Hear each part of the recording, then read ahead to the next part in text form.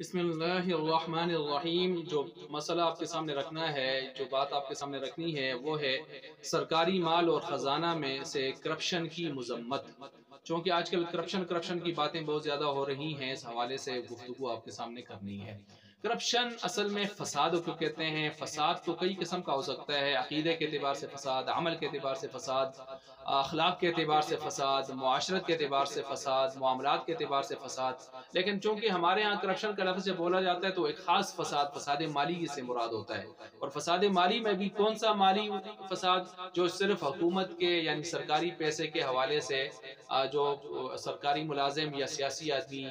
इक़्तिदार जो है वो करप्शन कर लें, कुछ फ़साद कर लें, माली एतबार से फ़साद कर लें, वही मुराद होता है। हालांकि फ़साद का लफ्ज़, ये करप्शन का लफ्ज़ किसी भी शोबे के एतबार से खराबी को बताता है। बहरहाल यहाँ मजम्मत आपके सामने कुरान और हदीस से बयान करनी है इस हवाले से, और जो इसके बारे में वाइदे हैं वो आपके सामने रखनी है। याद रखें, कौमी मिल्कियत, कौमी ख़जाना, सरकारी ख़जाना, सरकारी अमला, इस किस्म की जितनी चीज़ें भी होती हैं, शरीयत ने, इस्लाम ने इनकी वसूली के हवाले से, यानी वसूली से लेकर इनके खर्च करने के जो मसारिफ हैं, जगह हैं, उनमें इस्तेमाल की नौइयत और तरीके, हर चीज़ को बिल्कुल वाज़े, पूरी तफसील और ताकीद के साथ बता दिया हमें, पूरी ताकीद और तफसील के साथ हमें बता दिया है। तो अब यहाँ पर ये भी याद रखें कि सरकारी माल के हवाले से यानी काजी वक्त को ये भी नहीं इख्तियार दिया गया कि वो अपनी स्वाबदीद पर उसको खर्च कर सके। अपनी स्वाबदीद पर नहीं, आप अलैहिस्सलाम की तरतीब ये होती थी कि सरकारी अमलाक के हवाले से जब उसको तकसीम करते थे, खर्च करते थे, तो बाकायदा सबसे मुशावरत करके इज्तिमाई मफाद को सामने रखकर खर्च किया करते थे। आप अलैहिस्सलाम भी इस बात के हवाले से, यानी बुरे मुशावरत देखें, बदर के हवाले से देख लें, हुनैन के हवाले से देख लें, बाकी इस तरह के, तो बाकायदा मुशावरत के साथ चलते थे कि ये सरकारी माल है, इसमें कहीं कुछ ज़ाती एतबार से अपनी स्वाबदीद पर कोई ऐसी खता या कोई ऐसा मामला ना हो जाए इज्तिहादी एतबार से। तो बहरहाल अब कुरान करीम में अगर आप देख लें इस हवाले से कि सरकारी माल में करप्शन की मजम्मत, तो कुरान करीम में वमा कान लिनबिय्यिन अन यग़ुल वमन यग़ुल यअति बिमा ग़ल्ल यौमल क़ियामह, के कुरान करीम में अल्लाह ताला फरमाते हैं कि नबी की शान के साथ ये मुनासिब नहीं है कि वो किसी किस्म की माली खयानत इस हवाले से करे। माली गनीमत जो कि बैतुल की माल होता है, सरकारी माल या उस तरह की तरतीब से, या इज्तिमाई माल होता है उसमें, या कोई भी सरकारी माल, वमन यग़ुल यअति बिमा ग़ल्ल यौमल क़ियामह, के जो भी जो है इस तरह का काम करेगा तो क़यामत वाले दिन उसको लेकर हाजिर होगा। जैसे कि रिवायत में आता है कि इंसान ने जो चीज़ खयानत की होगी, क़यामत वाले दिन उसको अपने ऊपर लादे हुए हाजिर हो जाएगा। कोई क्या चीज़ ला रहा है, कोई ऊँट ला रहा है, कोई और चीज़ ला रहा है, इस तरह की बकरी ला रहा है, इस तरह की चीज़ें।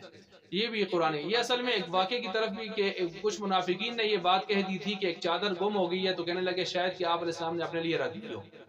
अपनी स्वाबदीद के मुताबिक या जैसे कैसे भी। तो हालांकि आप अलैहिस्सलाम ने वो रखी नहीं थी। तो उस वक़्त ये आयत नाज़िल हो गई कि भाई ये नबी के बारे में किस किस्म की गुफ्तगू ये लोग कर रहे हैं। ऐसे तो नहीं हो सकता कि सरकारी माल से वो अपनी मर्जी के साथ जो है खुद जो अपनी मर्जी से बिला मुशावरत जो चाहें ले लें, ऐसे नहीं होगा। तो जब नबी के लिए ये चीज़ इस तरह जायज़ नहीं है और ये लेना इसको गुल कहा गया है और इसको जो है वो गोया खयानत ये चीज़ कहा गया है, तो फिर एक आम आदमी जो है सरकारी खजाने से अपनी मर्जी के साथ उड़ाता फिरे और लगाता फिरे, तो ये कहाँ से जायज़ होगा। और इसी तरह कुरान करीम में है वला तअकुलू अम्वालकुम बैनकुम बिल बातिल, कि तुम आपस में एक दूसरे का माल बातिल तरीके से न खाओ। तो जब एक दो आदमियों का माल खाना इसकी इजाजत नहीं है, हराम है, नाजायज है, बातिल तरीका है, तो फिर 22 करोड़ आवाम का जो हक है खजाने में एक एक रुपए में, उसको खाना नाजायज तरीके से वो कैसे हलाल हो सकता है। अब मैं आयात तो बहुत है लेकिन मैंने दो आयतें आपके सामने रखी। अहादीस व आसार और रिवायात व अक़वाल को देख लें तो मसलन देख लें कि क़यामत से पहले जो 13 किस्म की निशानियां बयान हुई हैं हदीस के अंदर, तिरमिज़ी के अंदर, उसमें 4 किस्म के अज़ाबों का जिक्र है और उससे पहले चंद बुरे करतूतों का जिक्र है। उनमें ये भी है ना कि सरकारी माल को, माल गनीमत को, सरकारी माल को लोग अपना ज़ाती माल और जो है समझना शुरू कर देंगे और उसमें खयानत के सिलसिले शुरू हो जाएंगे। इसी तरह नंबर 2, आप अलैहिस्सलाम ने इसमें काजी की, हाकिम की स्वाबदीद की नफी फरमाई है और इसमें अहलियत और इस्तिहकाक को ही सामने रखा है। تو اسی وجہ سے آپ علیہ السلام نے فرمایا کہ ما اوتیکم ولا امنعکم انا قاسم اضع حیث امرت، کہ میں نہ تمہیں دے سکتا ہوں نہ تمہیں محروم کر سکتا ہوں، میں تو صرف کیا میں قاسم یعنی تقسیم کرنے والا ہوں، اور میں وہیں رکھتا ہوں، وہیں تقسیم کرتا ہوں جہاں کا مجھے حکم دیا جاتا ہے، جہاں کا مجھے حکم دیا جاتا ہے، جہاں تو گویا یہ جہاں خرچ کرنا یہ اللہ کی طرف سے ہوتا ہے. میں اپنی طرف سے سرکاری مال نہ کسی کو دیتا ہوں نہ کسی سے روکتا ہوں، بلکہ مجھے جہاں حکم ہوتا ہے میں اسی ترتیب سے خرچ کرتا ہوں. تو دیکھیں سرکاری مال کے حوالے سے آپ علیہ السلام کتنی احتیاط فرما رہے ہیں اور اس کو بیان بھی فرما رہے ہیں. ابن تیمیہ رحمۃ اللہ علیہ کا قول ہے، وہ فرماتے ہیں لیس لولاة الاموال ان يقسموه بحسب اهوائهم كما يقسم المالك ملكه فانما هم امناء ونواب ووكلاء لیسو ملاکن کما قال رسول اللہ صلی اللہ علیہ وسلم انما انا قاسم. وہ فرماتے ہیں، ابن تیمیہ فرماتے ہیں کہ جو اموال کے والی ہوتے ہیں، ذمہ دار ہوتے ہیں، ان کے لیے جائز نہیں ہے کہ وہ مالوں کو اپنی خواہشات کے مطابق جو ہے وہ تقسیم کرتے پھریں، جیسے کہ مالک اپنے مال کو مملوک چیز کو جو ہے تقسیم کرتا ہوتا ہے، کیونکہ وہ صرف امین ہیں، نائب ہیں، وہ وکیل ہیں، وہ کوئی مالک نہیں ہے. جیسا کہ آپ علیہ السلام نے فرمایا انما انا قاسم، میں صرف تقسیم کرنے والا ہوں، وہ بھی اللہ کی منشا اور مرضی پر، جیسے اللہ کی طرف سے حکم ہوتا ہے. اسی طرح نمبر 4 آپ دیکھ لیں حضرت عمر رضی اللہ عنہ کا وہ چادر کا واقعہ کہ جو 2 چادریں تھیں تو 2 چادریں کہاں سے آ گئیں. تو یہی فرمایا کہ ایک چادر کس کی ہے، جواب دیا حضرت عبداللہ بن عمر رضی اللہ عنہ نے کہ ایک چادر میری ہے. اسی طرح نمبر 5 اگر آپ دیکھ لیں تفسیر ابن کثیر، انہوں نے اسی آیت جو اوپر میں نے پڑھی ہے اس کے ذیل میں یہ لکھا ہے، روایت لائی ہے کہ مال غنیمت چونکہ اجتماعی سرکاری مال ہوتا ہے، اس میں سے سوئی داغا تک بھی اگر لیا ہے تو وہ بھی واپس کرو کہ وہ بھی غلول ہے، اور قیامت کے دن شرمندگی ہے اور آگ اور بدترین عیب ہے. قیامت والے دن بدترین عیب ہے اور آگ ہے، شرمندگی ہے. اور اسی طرح تفسیر قرطبی کو اگر آپ نمبر 6 اگر تفسیر قرطبی کو دیکھ لیں تو اس میں بھی اس آیت کے تحت یہ ہے کہ روز قیامت جو غلول اس قسم کی چیزیں یعنی سرکاری مال سے لی ہوں گی تو وہ اپنی گردن پر اٹھا کر لائے گا، روایت انہوں نے لائی. اور اسی طرح نمبر 7 ترمذی کے اندر روایت موجود ہے کہ جب حضرت معاذ بن جبل رضی اللہ عنہ کو آپ علیہ السلام یمن کا گورنر بنا کر بھیج رہے تھے تو ان کو پھر بھیجا اور بھیجنے کے بعد پھر بلوایا اور بلا کے فرمانے لگے کہ میں نے آپ کو اس لیے بلایا ہے کہ تاکہ میں آپ کو ایک بات واضح طور پر بتا دوں کہ میری اجازت کے بغیر سرکاری مال میں سے کچھ بھی نہ لینا. نمبر 8 سنن ابی داؤد کے اندر روایت حضرت بریدہ رضی اللہ عنہ کی روایت موجود ہے. وہ فرماتے ہیں آپ علیہ السلام نے فرمایا جس شخص کو ہم عامل ذمہ دار بنا کر بھیج دیتے ہیں، اس کو تنخواہ دار بھی بنا کر دیتے ہیں، تو اس کے بعد بھی اگر وہ کچھ زائد رقم وصول کرے تو وہ مال غنیمت اور سرکار کے مال میں سے یقیناً ایک خیانت ہوگی. اور بلکہ ایک شخص جو صدقات وغیرہ وصول کر کے جب آیا تھا تو اس نے آ کر جو صدقات وغیرہ تھے وہ دیے اور ساتھ ساتھ کہنے لگا کہ یہ فلاں مال یہ میرا ہے، یہ میرا ہے اور یہ بیت المال کا ہے، فلاں ہے. تو اس سے پوچھا کہ تیرا کدھر سے آ گیا؟ اس نے کہا یہ مجھے تحفے دیے ہیں، فلاں نے تحفہ دے دیا، فلاں نے تحفہ دے دیا. تو آپ علیہ السلام کو جب پتہ چلا تو آپ علیہ السلام غصے میں آئے اور فرمانے لگے کہ اگر اس طرح کے تحفے وصول کرنے ہیں تو اپنے باپ کے گھر اپنے والدین کے گھر بیٹھ جاؤ. تو اپنے والدین کے گھر بیٹھ جائے، باپ کے گھر بیٹھ جائے، وہاں دیکھے کہ کون اس کو تحفے بیچتا ہے، کون اس کو تحفے بیچتا ہے. تو ایسے ہی تحفے اس کو وصول اس نے لے لیے اور لوگوں نے دے دیا اور اس نے لے لیے، یعنی یہ تو سرکاری کام یا اس حیثیت سے اس کو مل گئے. تو اس طرح تو ایک رشوت کے یہ سلسلے آگے پھر دروازے کھل جائیں گے. تو بہرحال اس پر نکیر فرمائی آپ علیہ السلام نے. نمبر 9 میں اگر دیکھیں صحیح بخاری کے اندر موجود ہے ان رجالا یتخوضون فی مال اللہ بغیر حق فلہم النار یوم القیامہ، کہ جو لوگ جو ہے اللہ کے مال میں، اللہ کے مال سے مراد سرکاری مال، بیت المال کا مال، اجتماعی مال، اس میں سے جو لوگ جو ہے غبن کرتے ہیں، کچھ لینے کی کوشش کرتے ہیں ناحق طریقے سے، تو ان کے لیے قیامت کے دن آگ ہے، آگ. نمبر 10 خیبر کے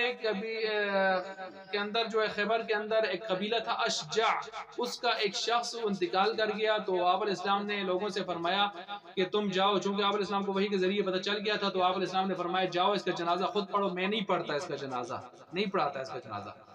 لوگوں کو بڑا تردد ہوا، حیرت ہوگی، جا کے معلوم کیا، تفتیش کی تو پتہ چلا کہ ان کے پاس 2 درہم کے، حالانکہ 2 درہم کیا ایک معمولی سی چیز ہے، 2 درہم کے سرکاری 2 نگینے نکل آئے ان سے، سرکاری درہم 2 درہم کے نگینے نکلے ان کے پاس سے، تو اس وجہ سے آپ علیہ السلام نے ان کا جنازہ بھی نہیں پڑھایا۔ نمبر 11، سنن ابی داؤد کے اندر روایت ہے کہ سرکاری املاک والی جو اشیاء ہیں جو ان کو لے کر بے دردی کے ساتھ استعمال کرتا ہے اور خراب کرتا ہے اور اس کے بعد پھر واپس بھی کر دیتا ہے، تو ایسے شخص کے بارے میں آپ نے سامنے مثال دی، جیسے کہ کوئی جو شخص اللہ اور آخرت پر ایمان رکھتا ہو، اور تو قطعاً اس کے لیے یہ بات مناسب نہیں ہے، یہ جائز نہیں ہے کہ وہ کوئی مسلمانوں کے مشترک مال میں سے کوئی جانور لے اور پھر اس کو دبلا کر کے جو ہے استعمال کر کے دبلا کر کے جو ہے اس کو واپس کر دے، یعنی ابدار کر کے اس کو واپس کر دے۔ تو اب ابدار کر کے واپس کرنے کے بارے میں بھی یہ آیا ہے، تو آپ اندازہ کریں جو اس کو ہڑپ ہی کر جائے گا تو اس کا کیا پھر حشر ہے۔ نمبر 12، ابو بکر صلی اللہ علیہ وسلم جو خلیفہ وقت تھے، جو انتہائی محدود تنخواہ پر گزارا کیا کرتے تھے، وہ بھی یعنی ان کو دیکھ لیں کہ ایک مرتبہ ایسے بھی وہ گھر آئے نا، ان کا میٹھا کھانے کو جی چاہتا ہے، تو بیوی نے کچھ تھوڑے تھوڑے جمع کیے ہوئے تھے انہی کی تنخواہ سے، اور پھر میٹھا تیاری کر دیا، تو انہوں نے پوچھا کہاں سے آیا، انہوں نے کہا بھی تھوڑا تھوڑا اس تنخواہ سے تھوڑے تھوڑے جمع کرتے کرتے تو آج میٹھے کے قابل یہ ہو گئے تھے اتنے پیسے۔ تو فرمانے لگے اچھا اس کا مطلب یہ ہے کہ ہماری تنخواہ میں کچھ، میری تنخواہ میں کچھ چیزیں کچھ تھوڑا زیادہ بھی آ رہا ہے کہ جس سے یہ میٹھا بھی پک سکتا ہے، تو آئندہ اتنا نہیں آئے گا۔ وہ تو اتنی احتیاط فرماتے تھے۔ اور ابو بکر صلی اللہ علیہ وسلم نمبر 12 میں بتا رہا تھا کہ بوقت وفات انہوں نے، چونکہ بیت المال سے انتہائی غربت کی حالت تھی، باوجود اس کے کہ 11 لاکھ مربع میل کے بادشاہ تھے، خلیفہ تھے، لیکن 7,000 درہم ان کے اوپر بیت المال کے قرض تھے، تو انہوں نے وصیت فرمائی کہ میری طرف سے یہ چیز ادا کرنی ہے، جو ترکہ ہو جو بھی اس میں سے ادا کرنی ہے۔ حضرت عمر صلی اللہ علیہ وسلم بھی جب ان کو ضرورت پڑتی تھی خلیفۃ المسلمین 22 لاکھ مربع میل کے خلیفہ ہونے کے باوجود، تو وہ خزانچی کے پاس جا کے عرض کرتے تھے کہ مجھے کچھ جو ہے دے دیا جائے، یعنی قرض وغیرہ، تو وہ جب قرض دیتے تھے تو بعد میں جب موقع جتنا نیٹا ہوتا تھا اس نیٹے پر اگر وہ ادا نہ ہو سکتے تھے تو وہ خزانچی آ کے کہہ لیتا تھا، پوچھ لیتا تھا کہ حضرت آپ نے وہ ادا کرنا ہے، خزانچی بھی سمجھتا تھا اس بات کو، تو اگر نہ ہوتے تو عذر کر لیتے، اور جب ہوتے تو وہ خود ہی ان کو گنجائش ہونے پر ادا کر دیتے۔ حضرت عمر صلی اللہ علیہ وسلم جو ہے وہ نمبر 14 وہ فرماتے ہیں کہ سرکاری مال، بیت المال کا مال میرے ہاں مال یتیم کی طرح ہے۔ مال یتیم کا مطلب کیا ہے کہ اگر جو یتیم کی کفالت کرنے والا غریب آدمی ہے، اگر اس کو ضرورت پڑتی ہے تو اپنی ضرورت کبھی کبھار اس میں سے پوری کرتا ہے، لیکن جب اس کے پاس مال، میرے پاس مال آتا ہے تو میں بھی ایسے ہی خزانے میں سے، خزانچی سے اجازت سے جو مجھے دیتا ہے میں لے لیتا ہوں قرض کے طور پر، اپنی ضرورت پوری کرتا ہوں، لیکن جیسے ہی گنجائش ہوتی ہے تو میں واپس بھی کر دیتا ہوں، گویا مال یتیم کی طرح اس سے بھی زیادہ حساس سمجھتا ہوں میں سرکاری مال کو۔ نمبر 15 ابو ہریرہ رضی اللہ عنہ کی روایت، فرماتے ہیں من اخذ اموال الناس یرید اداها عد اللہ عنہ ومن اخذ یرید اتلافها اتلفہ اللہ علیہ، کہ جو شخص سرکاری لوگوں کے مالوں میں سے لے لیتا ہے، سرکاری خزانے سے، اور اجازت کے ساتھ، باقاعدہ پروسیس کے ساتھ اور ذمہ دار کے اسے، لیکن اس کو ادا کرنے کی نیت پکی رکھتا ہے، تو اللہ اس کے لیے ادائیگی کے راستے بھی کھول دیتے ہیں، اسباب بنا دیتے ہیں۔ اور جو لیتا ہی ضائع کرنے کی نیت سے، تلف کرنے کی نیت سے، تو پھر اللہ بھی اس کو اس پر ضائع ہی، یعنی وہ مال بھی ایسی جگہوں پر لگتا ہے کہ ضائع ہو جاتا ہے، نہ کچھ آیا نہ کچھ گیا، بس ضائع ہو گیا، اور ایسے ہی اس کے لیے اور پریشانی کا سبب بن جاتا ہے۔ اسی طرح نمبر 16 روایات کا خلاصہ یہی ہے کہ اگر کسی نے مال لے لیا ہے، قرض خزانے سے لیا ہے یا ویسے کسی سے لیا ہے، اور جب اللہ نے اس کو یسر مالداری سے نواز دیا ہے، گنجائش ہے، تو اس کو واپس کرنا چاہیے، وگرنہ یہ اس کی طرف سے بہت بڑا ظلم ہوگا، زیادتی ہوگی۔ اور روایت میں یہ بھی آتا ہے کہ ایسا شخص گویا اپنے آپ کو خود ذلیل کروانے پہ تل گیا ہے، رسوا کرنے پہ، سزاوار ہونے پہ، سزا دلوانے پہ گویا تل گیا ہے یہ شخص۔ اسی طرح آپ نمبر 17 دیکھیں کہ 22 کروڑ عوام کا یہ خزانہ ہے، تو ان کے سامنے آدمی جواب دہ ہوتا ہے، کتنی یعنی عجیب سی بات ہے، ایک دو آدمیوں سے جان نہیں چھڑا سکتا آدمی، تو جہاں 22 کروڑ عوام کا ایک ایک روپے میں حق ہو اور ان کا ہاتھ اور ایک آدمی کا گریبان ہو، تو کتنا بڑا مسئلہ ہوگا۔ نمبر 18 حضرت عمر صلی اللہ علیہ وسلم نے آمدن سے زائد اثاثے والوں کو جو ہے وہ معزول کر لیا کرتے تھے، اگر گورنروں میں کوئی بھی باری و مال میں سے اگر کسی کے اثاثے اس کی تنخواہوں سے جو ہے آمدن سے زیادہ نظر آتے تو تفتیش پر اس کو معزول کر لیا کرتے تھے۔ جیسے خالد بن ولید کے بارے میں بھی معزولی کا ایک سبب یہ بتایا جاتا ہے اور کچھ حضرات. اسی طرح حضرت نمبر 19 حضرت عمر نے شرائط و مال گورنروں کی شرطوں میں سے یہ بھی رکھا ہوا تھا کہ سجاد پہلے اپنے تفسیر اس کی بتائیں گے، پھر سادہ ترین زندگی گزاریں گے، کوئی شاہانہ انداز، لباس، یہ چیزیں نہیں ہوں گی، کوئی شاہانہ سواریاں نہیں ہوں گی، ہر وقت عوام کی سنوائی کے لیے دروازے کھلے رکھیں گے، اپنے آرام کے ان چیزوں کا خیال نہیں رکھیں گے بلکہ عوام کی راحت کا لحاظ رکھیں گے، خلاف ورزی پر وہ معذور بھی کر دیتے تھے. اسی طرح جو ہے نمبر 20 خیبر کی جو مفتوحہ زمینیں فتح ہوئی تھی نا، سامنے آئی تھی، تو ان میں سے ایک ٹکڑا جیسے باقیوں کو حصے ملے تھے تو حضرت عمر کے حصے میں بھی ایک ٹکڑا خیبر کا آ گیا تھا. تو انہوں نے سب سے پہلے اسلام کا پہلا وقف جو ہے انہوں نے یہ زمین دے کر قائم فرمایا تھا، وقف کی بنیاد انہوں نے رکھی تھی. اس سے آنے والے قیامت تک حکمرانوں کو یہ سبق بھی دے دیا کہ وقت پڑنے، ضرورت پڑنے پر آدمی محسوس کرے تو اپنے ذاتی املاک میں سے بھی اپنے ملک و ریاست کی خدمت کر سکتا ہے. ایسے نہیں ہے کہ آدمی اربوں روپے کی سرمایہ کاری، اربوں ڈالر جو ہے باہر موجود ہوں، اندر موجود ہوں، ریاست کے اندر باہر کاروبار ہوں، اور آدمی لوگوں سے قرضے مانگتا پھرے اور جو ہے وہ خیرات مانگتا پھرے اور جو ہے 500 کنال کی کوٹھیوں میں اور 1000 کنال کی محلات میں رہے اور کہے جی پاکستان لوٹ رہا ہے کچھ کیجئے، اور اپنے مال سے 1 روپے بھی لگانے کو تیار نہ ہو. تو حضرت عمر کے اس انداز کو بھی دیکھ لے. نمبر 21 غیر کا حق ہو تو آپ علیہ السلام کا فیصلہ بھی،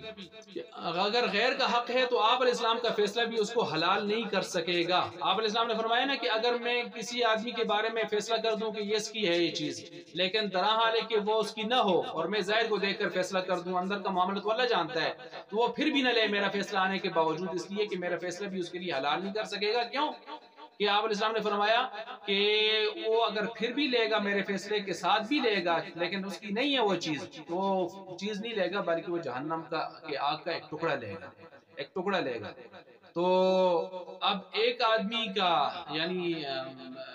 ایک آدمی کا اگر حق مار کے جو ہے وہ لے رہا ہے تو وہ جہنم کی آگ لے رہا ہے. تو جو 22 کروڑ عوام کا نوالا چھین رہا ہے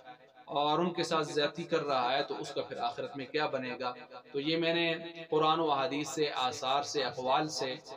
مختلف شواہد آپ کے سامنے رکھے، بے شمار ہیں، میں نے کچھ رکھے کہ آدمی سمجھ جائے کہ سرکار کا مال، سرکاری مال، اجتماعی مال، وہ سارے ملک کا، ریاست کا، رعایا کا، سب کا اجتماعی مال ہوتا ہے. لہٰذا اس کے بارے میں بہت زیادہ احتیاط کے ساتھ انسان کو چلنا چاہیے. ایسا نہ ہو کہ کل کروڑوں لوگوں کے ہاتھ ہوں اور آدمی کا تن تنہا گریبان ہو، کس سے جان چھڑائے گا. اللہ تبارک و تعالی ہمیں اپنی دنیا سے زیادہ اپنی قبر اور آخرت کی فکر نصیب فرمائے.